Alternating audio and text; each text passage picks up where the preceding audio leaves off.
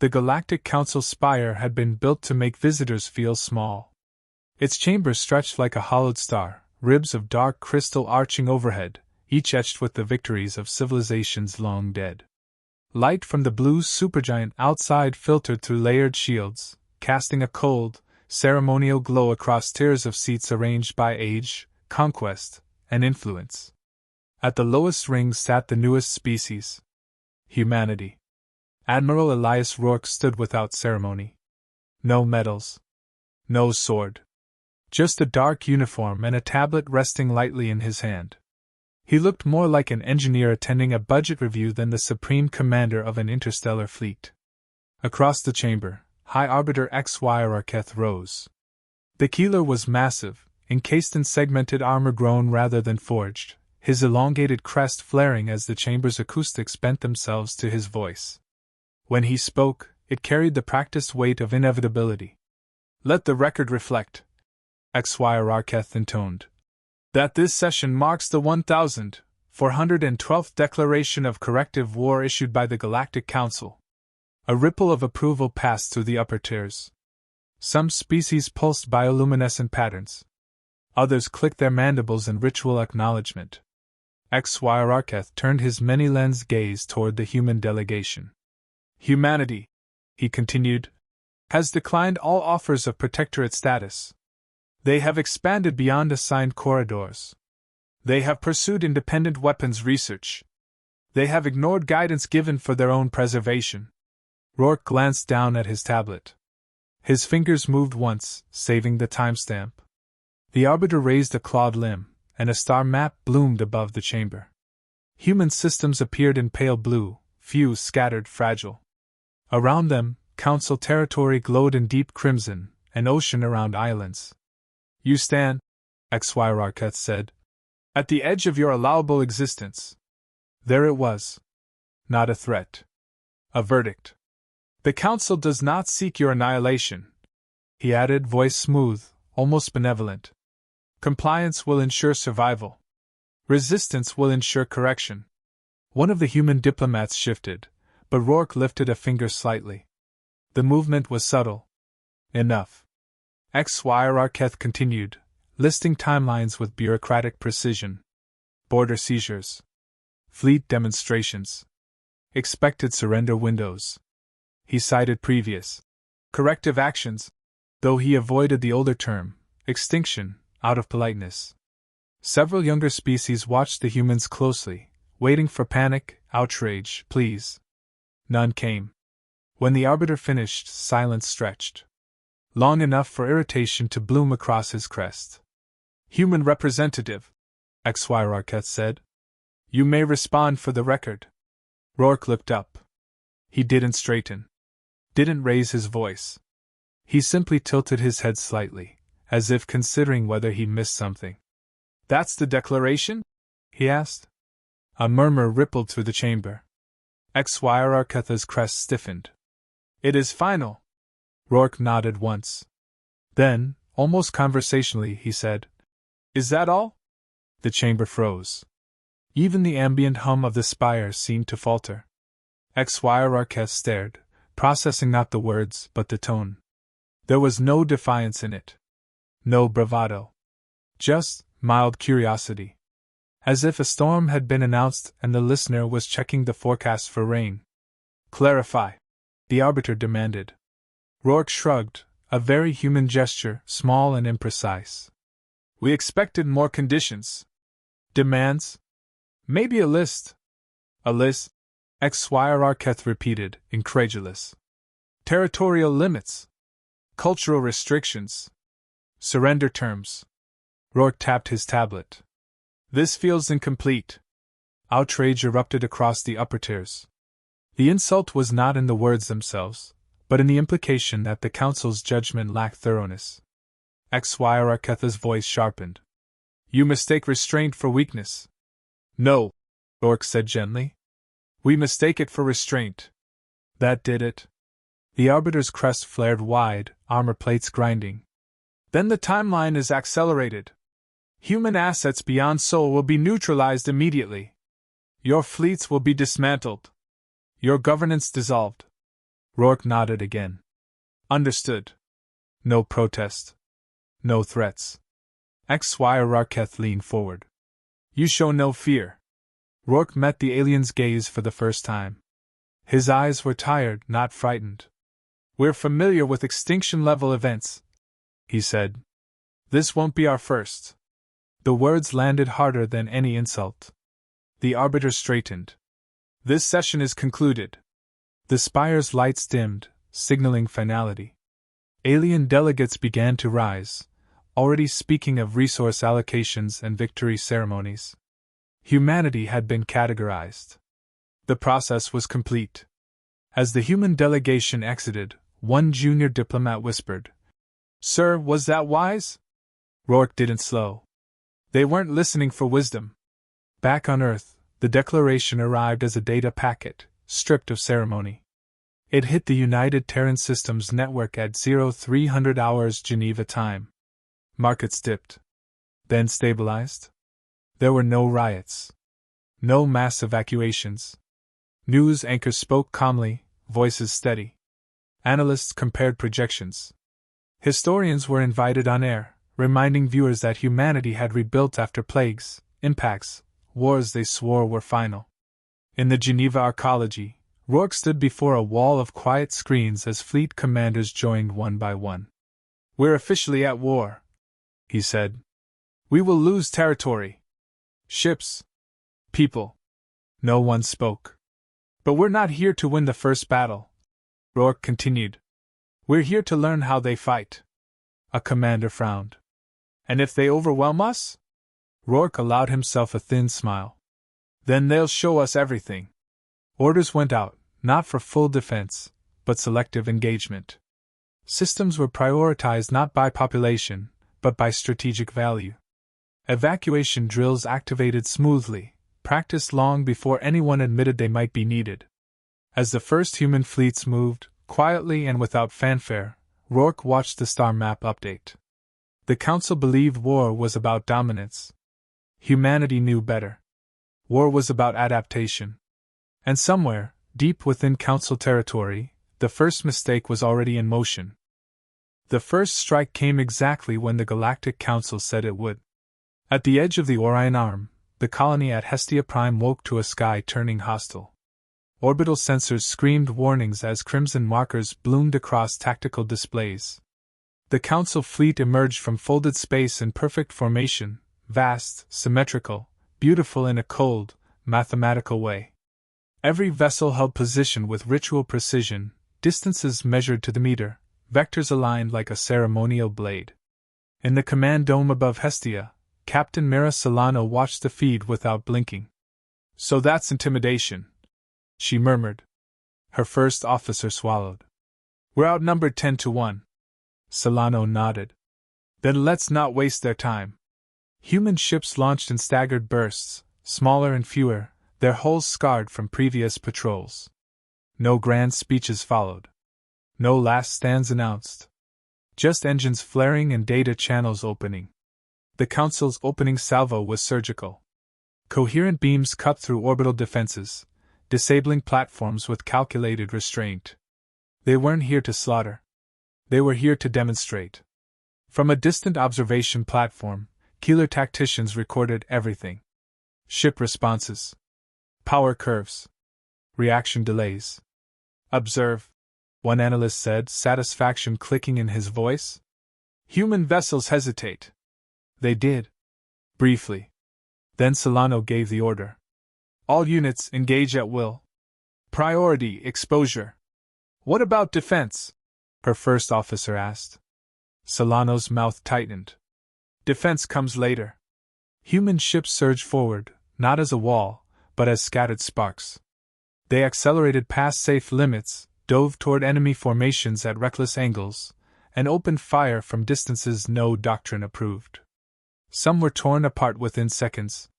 Others slipped through gaps the Council fleet had never bothered to guard. Keeler observers bristled. They are breaking formation. They are abandoning mutual support. Are they colliding intentionally? One human corvette slammed its crippled hull into a Council escort, detonating in a flare of plasma that disabled 3 nearby ships. The blast did not alter the larger battle. It did something else. It forced a reaction. "Did you see that?" a Keeler commander hissed.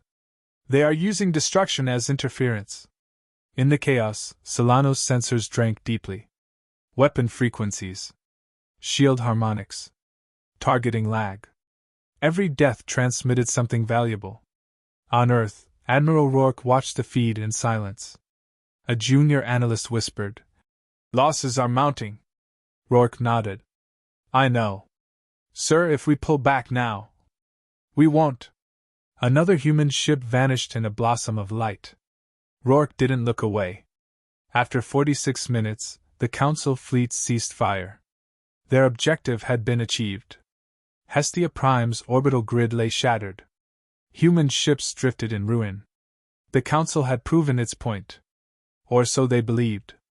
As the enemy fleet withdrew in pristine order, Solano exhaled slowly. "All units that can still hear me," she said, voice steady, "fall back to pre-designated vectors." Her first officer stared at the displays. "They're letting us go." "They got what they wanted," Solano replied. "So did we." Hours later, as the last evacuation shuttle cleared the atmosphere, Council observers compiled their report. Human resistance, ineffective. Tactics, erratic. Casualty tolerance, abnormally high. Conclusion, collapse imminent. The report was transmitted to the Galactic Council spire with quiet confidence. On Earth, a different picture formed. Rourke stood amid a lattice of holographic projections, layers of data folding into one another. Engineers and tacticians spoke rapidly, voices overlapping. "Shield cycling frequency identified. Targeting systems rely on centralized command nodes. They adjust slowly to unconventional vectors." Rourke raised a hand. The room stilled. "How long before they adapt?" he asked. An analyst hesitated. "Based on Council doctrine? Weeks. Maybe months." Rourke allowed himself a breath. "Good." A commander frowned. "We lost the colony. We saved its people," Rourke replied. "And bought insight." On the Council side, confusion crept in despite the declared victory. HFY Raketh reviewed the battle footage, crest pulsing with restrained irritation. The humans had behaved incorrectly. They had not pleaded. They had not entrenched. They had not even attempted to preserve assets. "They fought like scavengers," one advisor said. "Desperate." HFY Raketh studied a replay where a human ship sacrificed itself to disrupt a firing solution. "Desperate things cling to survival," he said. "These did not. Perhaps they lack discipline." "Perhaps," HFY Raketh replied, though the word tasted thin. Days passed. The Council advanced deeper, expecting resistance to crumble. Instead, it sharpened. Human forces avoided decisive encounters, appearing where least expected. Supply convoys vanished. Relay stations went dark without warning. Each engagement grew shorter, cleaner, more precise. A Keeler captain slammed a claw against his console. "They adjusted their approach mid-conflict. That should be impossible." "Nothing prevents adaptation," a subordinate said carefully. "Except tradition." Back on Earth, Rourke addressed his commanders. "They think this is a demonstration war," he said. "A performance." He gestured to the expanding web of human activity across contested space. "We're not performing. We're studying." A commander asked quietly, "How many more losses can we afford?" Rourke didn't soften his answer. "Enough." Silence followed. Not disagreement. Acceptance. On Hestia Prime, the last human structures were dismantled remotely, denying the Council even the satisfaction of occupation. The planet went dark, empty, useless. A Council observer clicked in annoyance. "They leave nothing behind." "No," HFY Raketh said slowly. "They leave lessons." The realization unsettled him more than the battle itself. Because the humans had not fought to hold territory. They had fought to understand their enemy. And now, As the second wave of human counter-operations quietly assembled beyond sensor range, Admiral Rourke watched the data streams converge and spoke a single sentence to no one in particular. "Now we begin." The war stopped looking like a war to the Galactic Council. There were no great fleet engagements, no banners unfurled, no decisive clashes to immortalize in stone. Instead, systems went quiet. Convoys failed to arrive. Relays blinked once and never spoke again. The humans did not strike loudly. They struck where silence spread fastest. At a Council logistics hub near Illyrian's outer orbit, Commander Threx watched his supply board flicker red. "Another delay," an aide reported. "Fuel shipments from the Kelmar route are missing." "Missing?" Threx snapped. "Destroyed? No wreckage. No signals. Just absence." Threx clenched his mandibles. "Increase patrol density." "We already did." The truth settled like a chill. The humans weren't fighting fleets. They were unraveling the system that fed them. Across Council space, the pattern repeated. Human raiders appeared at odd hours, struck precisely, then vanished. They avoided prolonged combat. They disabled engines, corrupted navigation arrays, and sabotaged docking controls. Entire outposts were left intact but unusable, their crews stranded and confused. On Earth, Admiral Rourke observed the unfolding map with quiet focus. "They're reacting slower," an analyst said. "Command authorization delays increasing." "They rely on approval chains," Rourke replied. "We don't." Human ships operated independently yet cohesively, each unit empowered to act without waiting for central command. Algorithms adjusted routes mid-flight. Captains altered objectives on instinct. The war moved at human speed now. The Council felt it. Within the spire, debate fractured the once unified chamber. Younger species questioned strategy openly, a near blasphemy. "They don't engage us where we're strongest," a delegate hissed. "They make our victories irrelevant." HFY Raketh rose slowly, armor plates sliding into alignment. "Patience," the High Arbiter commanded. "The humans exhaust themselves." "They are not exhausting," another voice countered.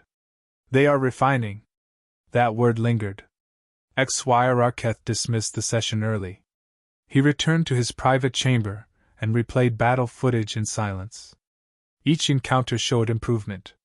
Tighter timing. Cleaner withdrawals. Fewer losses. "They learn too quickly," he muttered. An advisor ventured. "Perhaps we should adapt." HFY Raketh's crest flared. "We are the standard. Others adapt to us."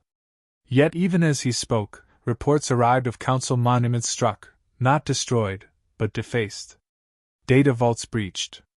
Historical archives copied and broadcast across unsecured channels. Humans weren't erasing history. They were exposing it. On dozens of neutral worlds, footage circulated of past corrective wars, of civilizations erased for resisting guidance. The Council's myth cracked. "They're not just attacking infrastructure," a Council intelligence officer said. "They're attacking legitimacy." Back in human-controlled space, Rourke addressed a live council of fleet leaders. "They think this ends in a final battle," he said. "They're preparing for spectacle." A captain frowned. "Aren't we?" Rourke shook his head. "We're preparing for inevitability." Human industry surged. Entire asteroid belts were converted into fabrication arrays. Shipyards no longer produced identical vessels. Every hull differed slightly, tuned to its crew, its expected role, its last combat data. No two human ships fought the same way twice.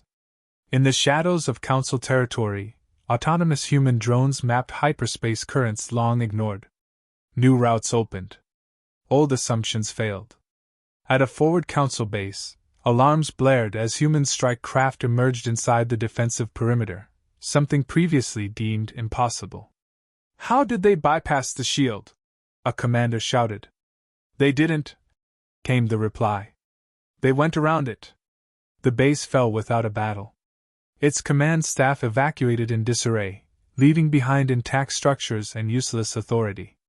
HFY convened an emergency war council. They force us to respond everywhere, he growled. Then we respond nowhere effectively, a strategist suggested carefully. Then we force them into a single confrontation. The arbiter's gaze sharpened. Yes. Orders went out across council space. Fleets converged. Ancient armadas awakened from ceremonial orbit. The council would remind the galaxy what dominance looked like. Human intelligence picked up the movement immediately. They're massing, an analyst reported. Every major fleet. One vector. Rourke folded his hands. They've chosen the battlefield. A commander asked. Do we engage? Rourke's answer was calm. We let them arrive. Behind the scenes, humanity's real preparation accelerated. The war had never been about territory or pride. It had been about time. Time to build. Time to integrate. Time to become something the Council could not categorize. On a distant Council observation deck, HFY watched the assembled fleets align. The sight steadied him. Order restored. Tradition reaffirmed. They will come, he said. Elsewhere, a human captain watched the same mass of ships and smiled grimly. They always do. As the Council fleet advanced, human space appeared eerily quiet.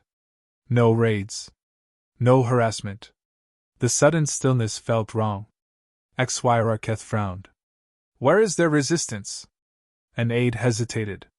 Sensors show minimal activity. The Arbiter felt the first true unease of the war. Because silence, he realized too late, was not absence. It was preparation. Far from Council eyes, human systems synchronized. Fleets linked not by hierarchy, but by shared intent. Decision-making distributed. Adaptation instantaneous. Rourke stood alone in the command center as the final confirmations arrived. They think we're avoiding the fight, an officer said. Rourke watched the stars shift. No, he replied softly. We're about to show them what one looks like. As the Council's armada crossed the threshold into the chosen system, confident and absolute, humanity finished becoming something new. Not an empire. Not a rebellion. But a variable. And the galaxy had never learned how to solve those. The Council fleet arrived in formation flawless enough to be mistaken for a constellation. Thousands of vessels emerged from folded space at precise intervals, their hulls gleaming with ancient alloys, their movements synchronized by doctrine older than humanity's first cities. From the bridge of his flagship, High Arbiter HFY watched the display with renewed confidence. This was what order looked like. This was how wars ended. Human resistance remains minimal, an aide reported. No fleet concentration detected. HFY's crest eased. They have learned restraint at last. Across the system, human space appeared empty. No defensive lines. No obvious traps. Just stars, dust, and silence. Then the silence broke. Not with explosions, but with signals. Human vessels appeared, not in a single wave, but everywhere at once. They did not emerge from expected vectors. They did not form ranks. They simply existed, scattered across the battle space like fragments of intent given shape. Identify command ship, HFY ordered. The reply came slower than it should have. We cannot. No central authority detected. Before he could respond, the first disruption hit. Council targeting systems lagged by milliseconds. Insignificant on paper. Catastrophic in practice. Firing solutions slipped. Coordinated salvos fractured. Orders issued from command hubs arrived out of sequence. What is happening? A commander barked. They're interfering with synchronization. Another shouted. Not jamming, desynchronizing. Human ships moved with unsettling fluidity. They flowed around incoming fire, adjusted vectors mid-burn, traded precision for adaptability. When one ship fell, others shifted instantly, filling gaps without orders. On a human cruiser, Captain Mara Solano watched the same chaos unfold. Autonomy confirmed, her tactical officer said. Fleet-wide response stable. Good. Solano replied. Keep learning. The Council fleet fired again, harder this time, abandoning restraint. Entire sections of space burned. Human ships vanished under the onslaught. And the system adjusted. Surviving vessels altered behavior within seconds. Shields recalibrated. Formations dissolved further, becoming patterns no algorithm could predict. The more the Council pressed, the faster the humans adapted. Xyrarketh felt the shift viscerally. This is not a fleet, he said quietly. It's a process. Reports flooded in. Individual Council commanders acted independently, breaking doctrine to compensate. That only worsened the delay. Hierarchy choked on urgency. Authorization required, one officer snapped. For what? Another screamed. They're already there. On Earth, Admiral Rourke stood with his hands clasped behind his back, watching a battle he barely directed. System coherence at 97%, an analyst said. Local initiative overriding central models as intended. Rourke nodded. Let it breathe. The humans struck next, not at the Council's heaviest ships, but at the space between them. They exploited coordination gaps, slipped through firing arcs, forced constant recalculation. The Council fleet began to drift, its perfect geometry collapsing under pressure. A massive Council battleship lost propulsion, not from damage, but from conflicting commands. Its escorts collided trying to compensate. Xyrarketh slammed a claw against his console. Reassert command! We can't, an aide replied, voice fraying. Their response time is faster than our authorization cycles. For the first time in centuries, the Council was not losing ships because it was weaker. It was losing because it was slower. Human vessels began broadcasting open channels. No taunts. No threats. Just data. Casualty projections. Withdrawal corridors. Medical frequencies. Xyrarketh stared at the display. They are advising us? They're offering disengagement, an officer whispered. The Arbiter's crest dimmed. Pride warred with survival. Around him, the Council fleet fractured further, commanders choosing retreat without permission, formations dissolving into scattered vectors. The war was no longer winnable. Xyrarketh opened a channel to the humans. Admiral Rourke's image appeared almost instantly. No dramatic lighting. No symbols behind him. Just a man in uniform, eyes steady. You orchestrated this, Xyrarketh said. Rourke shook his head. No. We built something that responds. You defied the Council. We declined your terms. Silence stretched between them, heavy and final. What do you want? The Arbiter asked. Rourke considered the question. To be left alone. To trade if you wish. To fight if we must. On equal footing. Xyrarketh's voice dropped. You could destroy us. Rourke's expression didn't change. Eventually. So could someone else. That's not the point. Around them, the Council fleet withdrew in fragments, wounded pride trailing behind intact hulls. The Arbiter exhaled, something ancient leaving him. You were underestimated. Yes, Rourke agreed. That's usually how this starts. The channel closed. In the aftermath, Council record keepers struggled to classify what had occurred. No decisive annihilation. No formal surrender. Just acknowledgement, bitter and unavoidable. Humanity was no longer a subject of correction. They were a factor. Days later, in the Galactic Council spire, a single amendment was added to the archives. A new classification, placed carefully among the old categories. Existential variable. No one spoke during its inscription. On Earth, there were no victory parades. No monuments raised. Ships returned for repair. Crews mourned their dead quietly. Life continued. Admiral Rourke stood at the window of the Geneva Arcology, watching traffic move through the sky. A junior officer approached. Sir, was that all? Rourke allowed himself a small, tired smile. For them, he said. Yes. Beyond Earth, the galaxy adjusted its assumptions. And for the first time in a very long time, it did so cautiously.